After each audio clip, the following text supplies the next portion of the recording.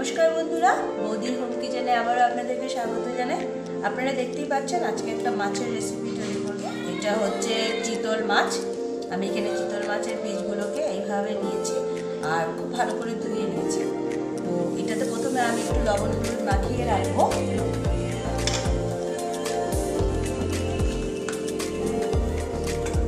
পরিমাণ মতো আমি লবণ দিয়ে দিলাম, ভাজা করবো তার জন্য।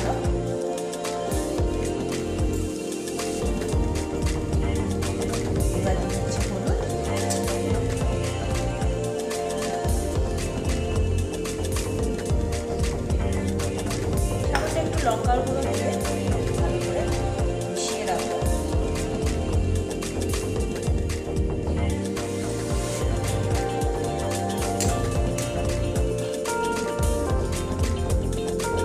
মাছটাতে মিশিয়ে 4 মিনিটের মতো যাতে ভালো করে লবণটা মাছের মধ্যে ঢুকে যায়।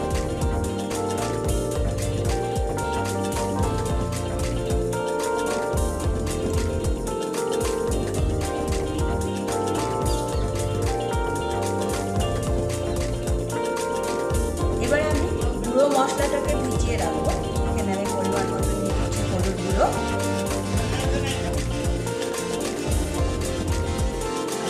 লঙ্কা গুঁড়ো। চিতল মাছ একটু ঝাল ঝাল করে রেসিপিটা করতে খেতে ভালো লাগে, একটু লঙ্কা গুঁড়োটা আমি 1 চামচ মতো নিচ্ছি। একটু জল দিয়ে মশলাটাকে ভিজিয়ে রাখছি।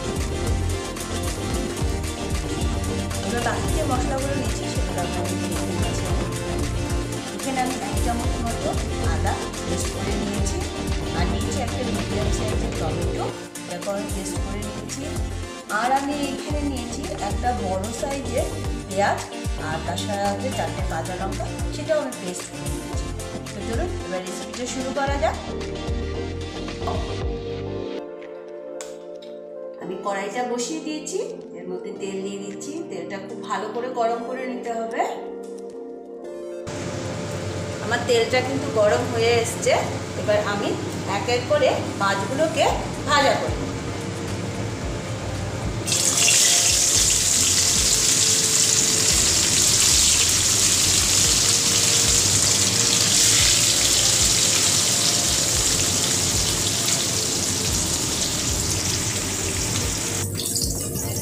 দেখুন আমার একটা সাইড মাছের ভাজা হয়ে গেছে। আমি এবার উল্টে দিচ্ছি। যতক্ষণ বলতে একটা সাইড ভাজা না হবে উল্টাতে যাবেন না, তাহলে ভেঙে যাবে। এবার আরেকটা সাইডও আমি এইভাবেই ভেজে নিচ্ছি।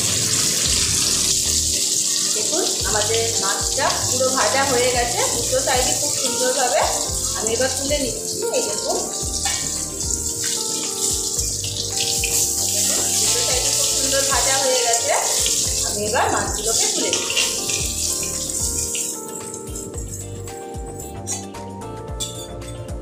বাকি মাছগুলো আমি এভাবে ভাজা করে নেব।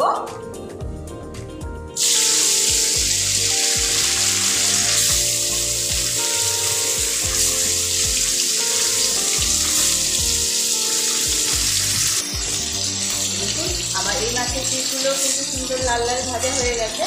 এই সব পিসগুলো এবার এক এক করে কড়াই থেকে তুলে নিচ্ছি।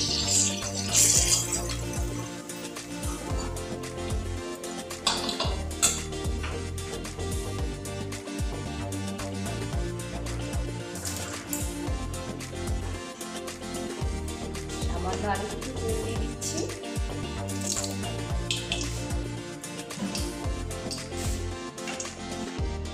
গ্যাসের স্টিমটা একটু কমিয়ে নিয়ে আমি প্রথমে এর মধ্যে দিয়ে দিচ্ছি রসুনের পেস্টটা।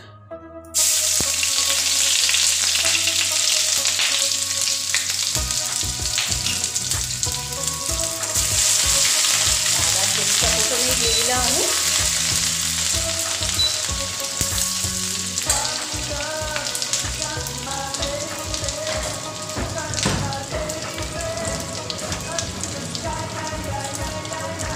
একটু ভাজা ভাজা হতে আমি এর মধ্যে দিয়ে দিচ্ছি পেঁয়াজ আর কাঁচা লঙ্কার যে পেস্ট বানিয়েছিলাম সেটা। এবার ভালো করে আমি এই পেঁয়াজ কাঁচা লঙ্কা আদার পেস্টটাকে খুব ভালো করে ভেজে নিতে হবে, যাতে কাঁচা গন্ধ না থাকে। অবশ্যই গ্যাসের স্টিমটা আপনারা একটু কম রাখবেন। হাই স্টিমে ভাজলে মশলা পুড়ে যাবে, ভালো ভাজা হবে।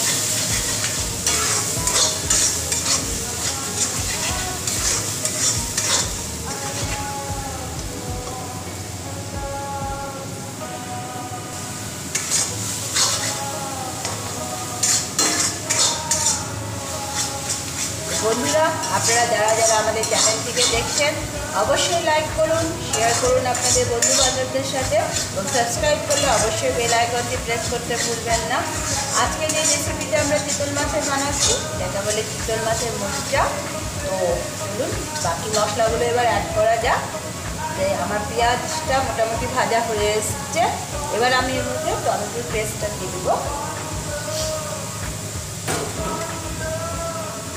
আবারও ভালো করে একটু ভেজে নিব এই মশলাগুলোকে।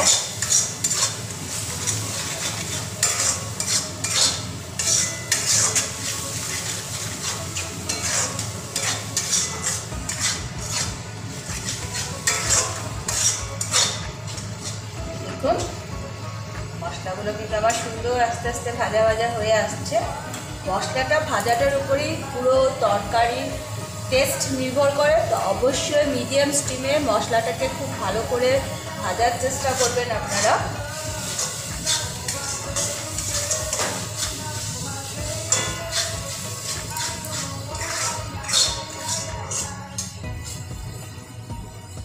আর একটু এই পেঁয়াজটাকে ভাজবো, তারপর আমি ভিজিয়ে রাখা গুঁড়ো মশলাটাকে দেব। দেখুন আস্তে আস্তে যেহেতু পেঁয়াজটা ভাজা হচ্ছে, পেঁয়াজটা কিন্তু কালারটা চেঞ্জ হতে শুরু করে দিয়েছে।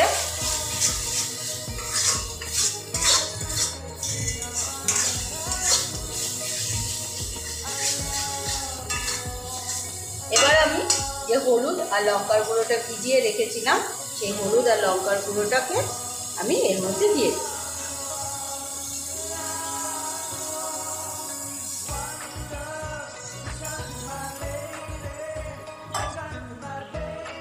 সামান্য একটুখানি জল দিয়ে দেব।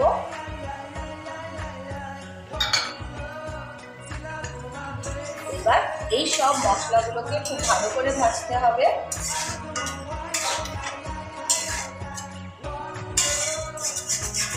যতক্ষণ না পর্যন্ত মশলার পুরো জলটা শুকিয়ে মশলার থেকে তেল ছাড়বে, ততক্ষণ পর্যন্ত খুব ভালো করে মশলাটাকে কিন্তু ভেজে নিতে হবে। আর এই সময়তে আমি পরিমাণ মতো লবণটা এর মধ্যে দিয়ে দেব।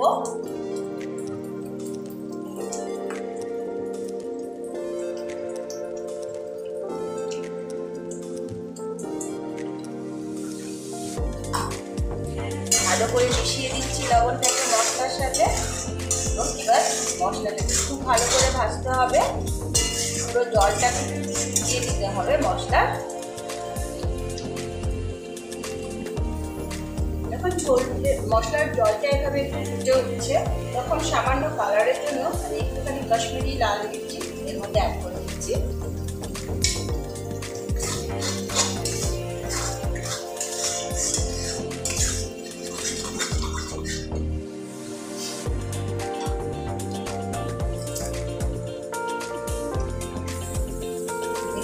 আস্তে আস্তে কিন্তু আমার মশলার পুরো জলটাই শুকিয়ে আসছে, খুব সুন্দর একটা সেন্ট বেরোতে শুরু করেছে।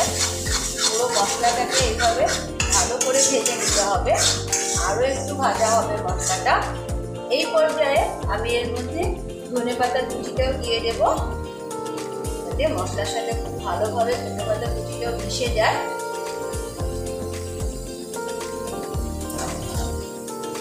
এটাকেও খুব ভালো করে মশলার সাথে আমি ভেজে নিই। মশলার কিছু জল পুরোপুরি শুকোতে শুরু করে দিয়েছে।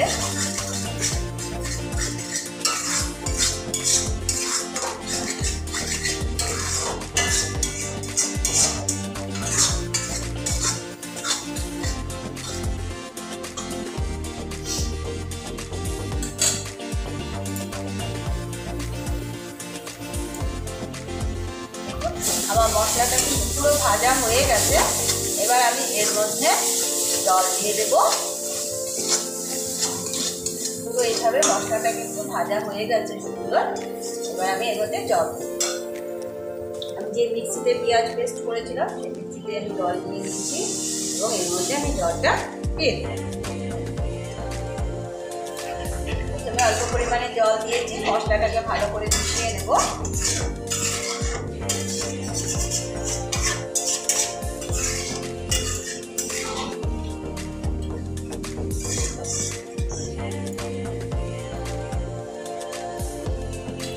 শুরু করে দিয়েছে, মাছগুলোকে এর মধ্যে দিয়ে এরপর পরিমাণ মতো জলটা আবার দেবো, কেননা মাছগুলো মশলার সাথে পুরো মিক্সড করবো আমি।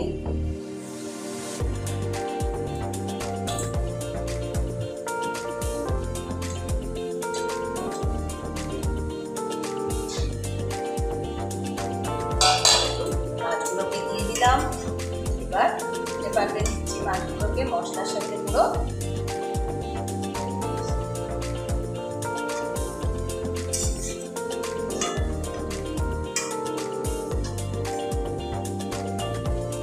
এবার পরিমাণ মতো এর মধ্যে জল দিয়ে দেবো, কারণ মাছগুলো সেদ্ধ হতে হবে। পরিমাণ মতো একটু জল দিয়ে দিলাম। এবার 4 মিনিট ভালো করে ফুটিয়ে নিলে রেডি হয়ে যাবে আমার চিতল মাছের এই রেসিপিটা।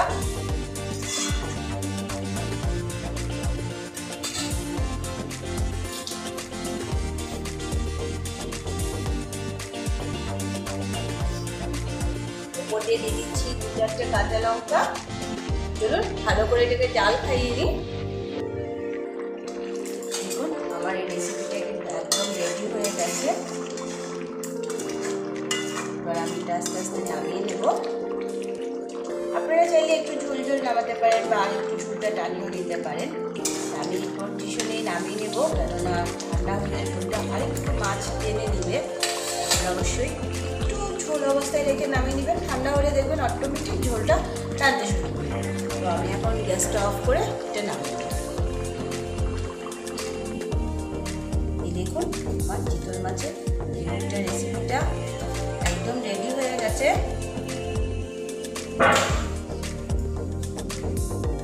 দেখুন যত ঠান্ডা হচ্ছে ততই কিন্তু ঝোলের গ্রেভিটা ঘন হতে শুরু করে দিয়েছে। এই জন্য আমি বলেছি একটু ঝোল থাকতে আপনারা নামাবেন, যত ঠান্ডা হবে এটা গ্রেভি শুরু হবে।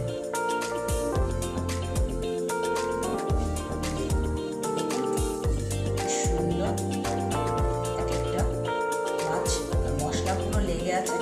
বন্ধুরা অবশ্যই আমাদের চ্যানেলটিকে লাইক করুন, শেয়ার করুন আপনাদের বন্ধু বান্ধবদের সাথে, সাবস্ক্রাইব করলে বেল আইকন প্রেস করতে ভুলবেন না। আবার দেখা হবে